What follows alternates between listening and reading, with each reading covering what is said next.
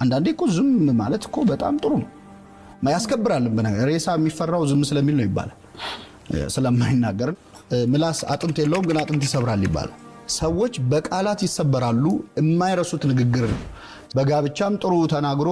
ሴቷን ማሳመን የቻለ ሰው ነው ወደ ጋብቻ መግባት የሚችል ለህፃናት ለምን ደሞ ሲሆን በልጅነት የተነገራቸውን ቃል ይዘው ትልቅ ደረጃ ይደርሳሉ ስሜታዊ በሆነ ሰዓት መናገር የለብንም በተናደድን ሰዓትም በተደሰትንም ሰዓት ሰው በተደሰተ ሰዓት የሚገባውን ቃል አይፈጽም መጥፎ ንግግር ሲናገሩን እኛ በመንመልሰው ጥሩ ምላሽ ያንን መጥፎ ነገር ማጥፋት ይቻላል ለምሳሌ ሚስት ተናዳ ድንገት ተነስታ